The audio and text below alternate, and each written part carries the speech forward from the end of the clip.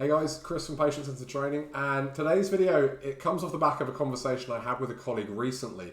This follows on a little bit from my video last time about how the evidence-based side sometimes, well often, defines itself by what it isn't, and how we tend to run away from things that we see other sides of the profession do, rather than think about, is there an ethical, useful way to do that?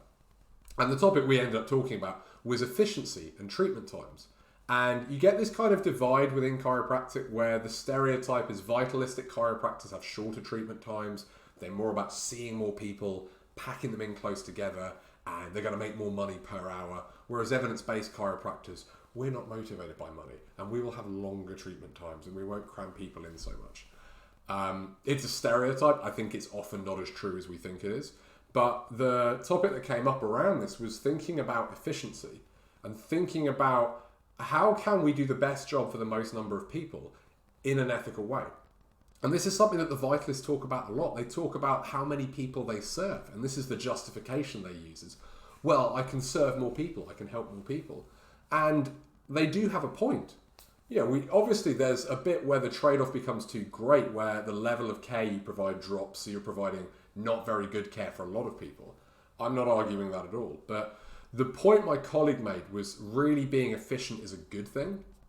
And we talked a little bit about how, first of all, it's making sure you're working in what's often called your zone of genius or your area of expertise, which for me is manual therapy.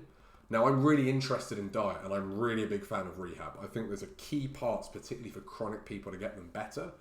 But I'm not going to go and sit and talk through all that stuff myself with a patient. I'm going to refer that out to somebody else I know in my network who's a specialist, because I'll give some basic big three rehab.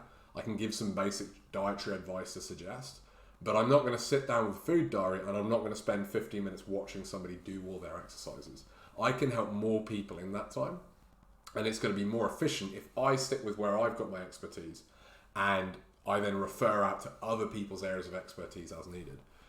But the point my colleague made that I thought was really interesting is they said as well, you need to think about flow states and what is the right number of people to see per hour that allows you to effectively get into and stay in a flow state.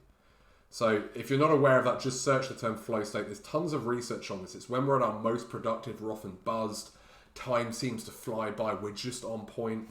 And you know, the point my colleague made was that if you space a visit out too much, if you have too long, you don't get into a flow state, and actually your level of care is going to drop.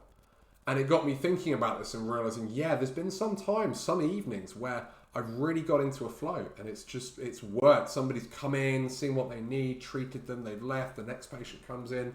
It's not a conveyor belt, it's not cookie cutter, but I really felt like I've been in the zone.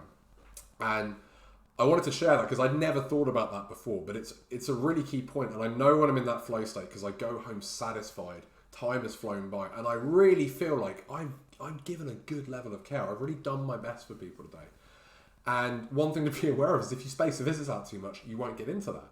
Now, if you cram them in too much as well, that can happen. I've experimented with shorter treatment times before, and there is a point where I start to get a bit stressed and that I'm clock watching.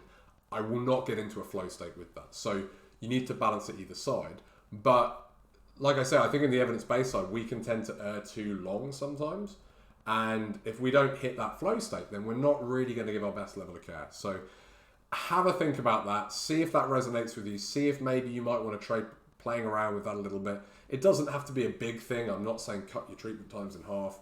But maybe try experimenting with taking little bits off and seeing how that works. Or maybe you feel like you're in the flow state already, you're doing well. In which case, great, stick with it. But that was a new idea to me, so I thought I'd share that with you. As always, any questions or comments, let me know below. But otherwise, I'll be back soon for another video. Take care.